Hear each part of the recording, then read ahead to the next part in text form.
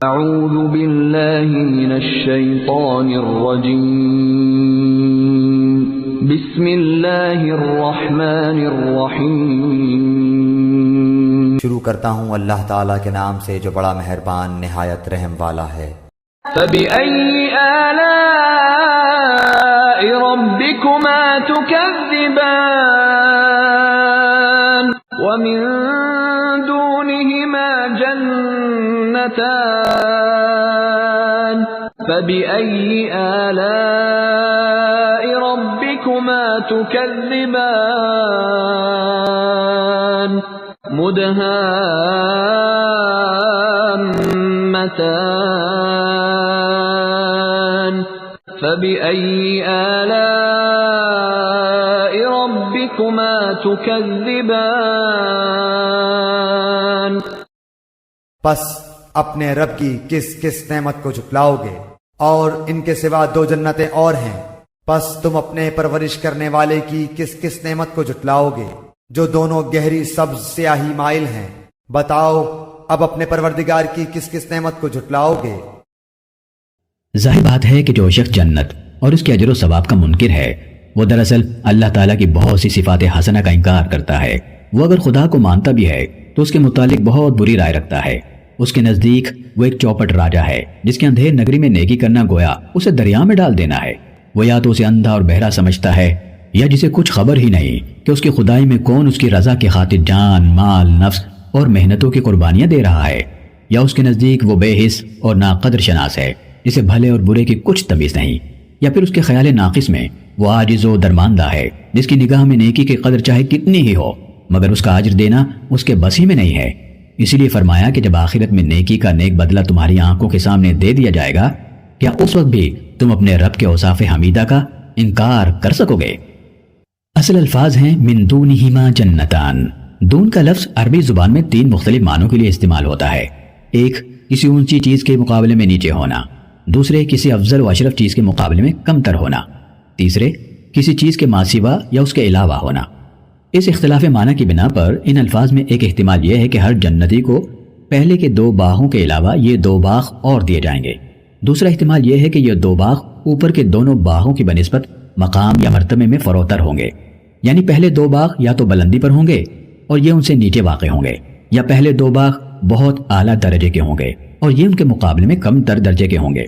اگر پہلے احتمال کو اختیار کیا جائے تو اس کے معنی یہ ہوں گے کہ یہ دو مزید باغ بھی انہی جنتیوں کے لیے ہیں جن کا ذکر اوپر کیا گیا ہے، اور دوسرے احتمال کو اختیار کرنے کی صورت میں مطلب یہ ہوگا کہ پہلے دو باغ مقربین کے لیے ہیں اور یہ دو باغ اصحاب الیمین کے لیے۔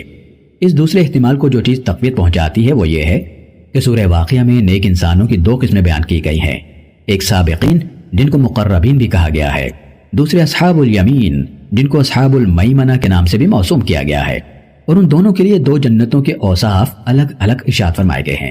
مزید برآں اس احتمال کو وہ حدیث بھی تقویت پہنچاتی ہے جو حضرت ابو موسیٰ اشعری رضی اللہ تعالیٰ عنہ سے ان کے صاحبزادے ابو بکر نے روایت کی ہے۔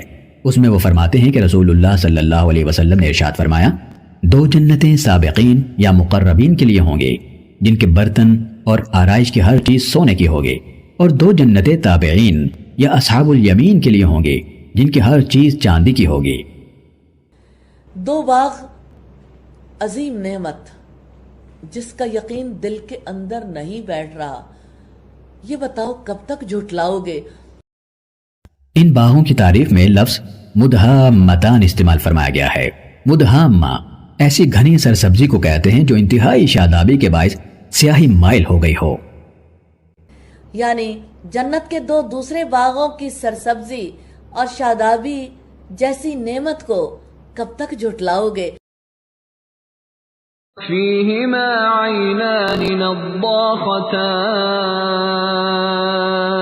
فبأي آلاء ربكما تكذبان فيهما فاكهة ونخل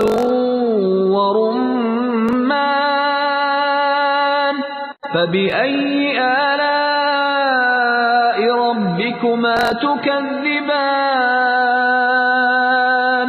فيهن خيرات حسان ان میں 2 جوش سے ابلنے والے چشمے ہیں، پھر تم اپنے رب کی کون کون سی نعمت کو جھٹلاؤ گے؟ ان دونوں میں میوے اور کھجور اور انار ہوں گے، کیا اب بھی رب کی کسی نعمت کی تکذیب تم کرو گے؟ ان میں نیک سیرت خوبصورت عورتیں ہیں۔ ان 2 باغوں میں بھی 2 فوارے ہیں۔ عینان چشمے کو کہتے ہیں، لیکن نداخ جو ہوتا ہے، ندخ کا مطلب ہوتا ہے پانی کا پھوٹ کے نکلنا۔ وہ چشمے کیا ہیں؟ بہہ رہے ہیں، اور یہ چشمے کیا ہیں؟ جیسے فوارے ہوں، اوپر کو اٹھ رہے ہوں، جوش مارنے والے۔ نداخ موسلا دھار بارش کو بھی کہتے ہیں، یعنی ابلتے ہوئے ایسے جن کا پانی بند نہ ہو۔ اچھا، یہ جو چشموں کا ذکر ہے نا، تو اس میں ابن عباس کہتے ہیں کہ خیر و برکت برسانے والے اور خوشبو پھیلانے والے، یعنی ایسے چشمے جن سے کافور یا عطر وغیرہ جو وہ چھڑکا جا رہا ہوگا۔ جیسے کبھی میلاد میں اگر آپ گئے ہوں تو لوگ کیا چھڑک رہے ہوتے ہیں؟ گلاب چھڑک رہے ہوتے ہیں۔ تو ابن مسعود اور حضرت انس نے ان سے مراد کیا لیا ہے کہ ان فواروں سے خوشبو بھی پھیل رہی ہوگی۔ جوش سے ابلنے والے پانی کی نعمت کا تذکرہ ہے کہ یہ بتاؤ کس کس نعمت کو جھٹلاؤ گے؟ ان دونوں میں پھل ہوں گے اور کھجوریں ہوں گی اور انار ہوں گے۔ وہاں کیا تھا؟ وہ جنل جنتین دان، اور یہاں کیا ہے؟ فاکہۃ و نخل و رمان۔ اللہ تعالیٰ نے یہاں کھجور، انار اور دوسرے پھلوں کی نعمت کا ذکر کیا ہے کہ تم اپنے رب کی کن کن نعمتوں کو جھٹلاؤ گے۔ ان میں نیک عورتیں ہوں گی جو خوبصورت ہوں گی۔ وہاں قاصرات الطرف ہے اور یہاں خیراتن ہے۔ خیراتن خیرتن کی جمع، خیرہ کہتے ہیں نیک عورت کو، اور حسان حسنتن سے ہے، خوبصورت۔ حسان کا واحد کیا؟ حسنہ، حسین۔ نیک اور حسین عورتیں ہوں گی۔ وہاں کی عورتوں کو یاقوت اور مرجان کہا گیا، اور یہاں پر خیراتن حسان کہا گیا۔